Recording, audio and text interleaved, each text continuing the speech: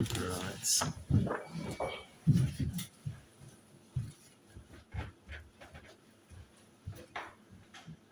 Thank you. The more observant amongst you might think I'm not born within 20 miles of here. You may well be right. I'm Manchester, born in Salford, that dirty old town.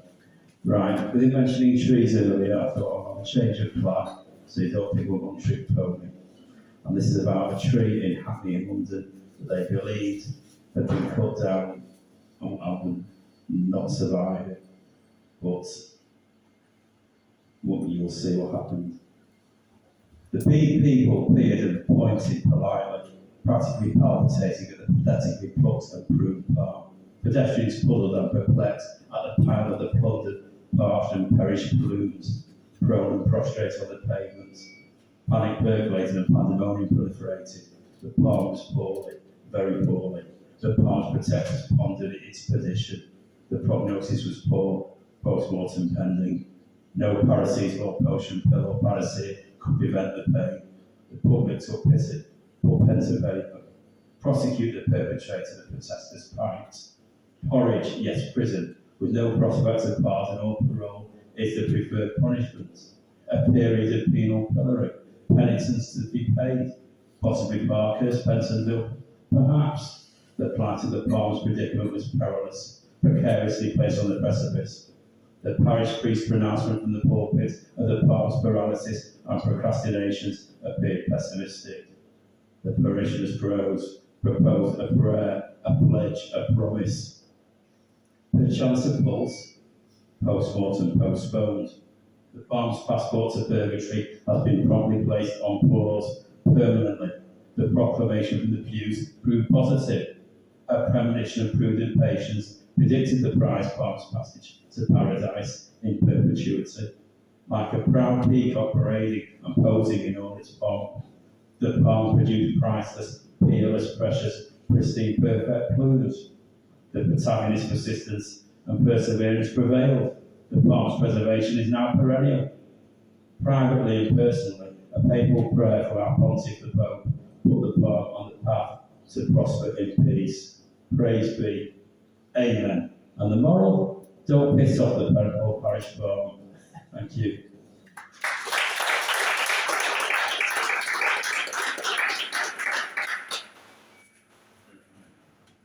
There's been a little bit of writing changes to make it applicable.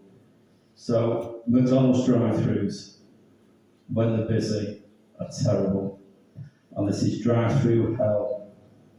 So if you thought using the drive-thru was going to be quick, you should have thought on and considered packing a picnic. Out of towners in a full minibus in front of you, on used to the rhythms of McDonald's Glenrothes, where the top speed is slow motion and the local standing joke is the staff are under sedation. Others in the queue are beginning to cast aspersions. The whispers are true. The milkshake machine is down, suffering from paralysis. I say they're taking the piss. When the convoy of cars begins to creep, the driver decides it will be a good time for a sleep. I use the international signal for the inattentive, a long hard beep. When you reach the glass screen, Tiffany's lost in a daydream. You turn up the volume of Killer Queen. She drops her Hello magazine and passes you the card machine. Speaking and influencing King Lassie, she just gave her a grunt. No please or thank you. Just park at the front and you accept your fate. You're in for a long wait.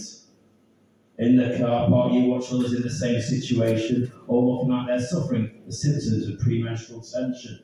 Watching the staff wandering around like school children, the stress can only deepen. Are my chips going to be cold? Am I going to fucking explode? Will they forget the ketchup? Yet another fuck up. As Dominic searches for your car, wandering around like a lamb lost in an abattoir, eventually finds you and for you after all. You're fed up now and ready for a speedy withdrawal. So what's the big ordeal? Has it been such an ordeal? Damn right, this has not been a happy meal. Where's my bloody McFlurry? I knew I should have gone for a curry. Thank you.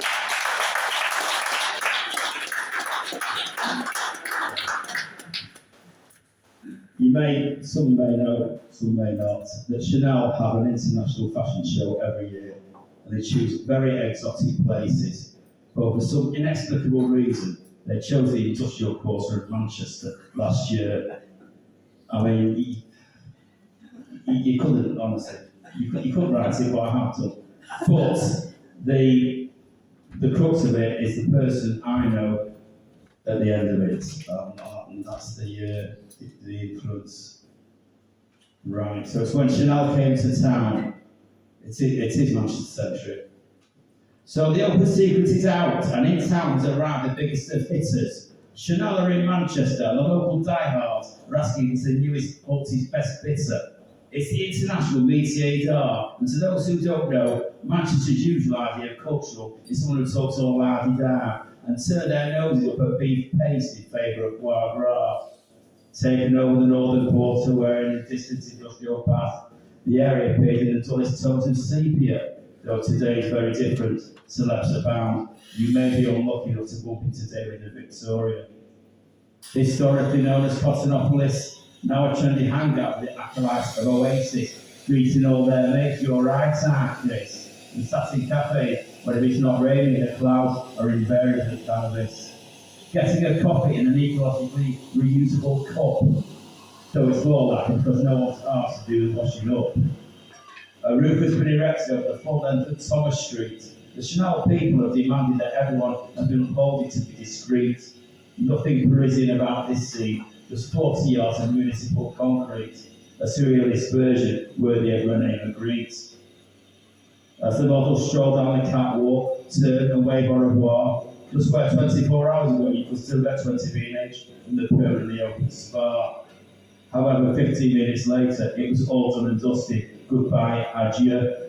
The A-listers were in complete shock when they were pointed towards the traditional transport, the bus queue for the 142. The after-show party at Victoria Park is now in full swing, a scene that will be lost in the sting. The champagne corks are popping and the glasses are overflowing. The stage is in the deep end of a disused swimming pool. The Manx recommended fashion for such an event is a cagoule. The headline band had been warming up with the theme tune to play school. I spy the keyboard player with the hairstyle of his time. It's back in and cool. I hear you all ask, was it Brian Cox and Dee Ream? Well, of course not. It was the maestro Terry Myers banging the keys for Private Scream. Thank you.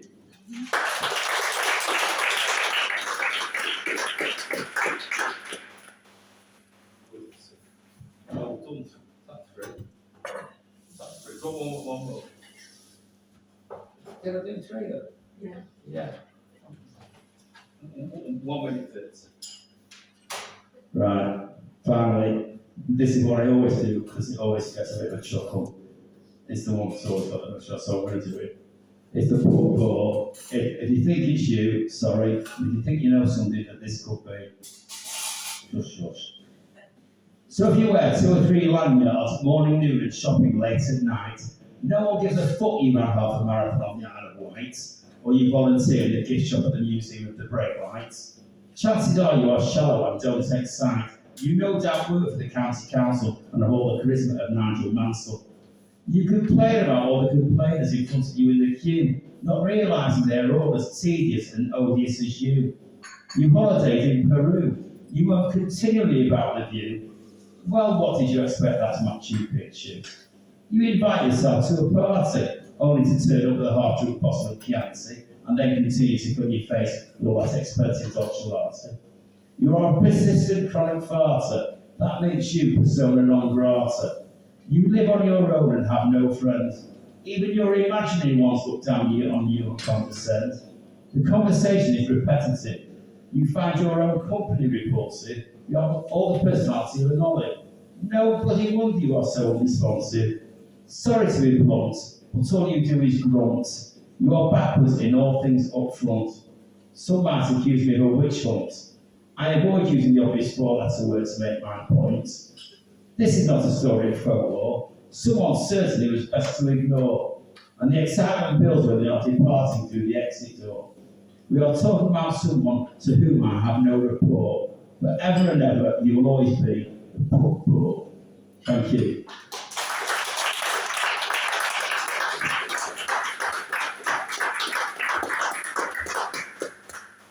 So thank you very much. And next up we have Simon King.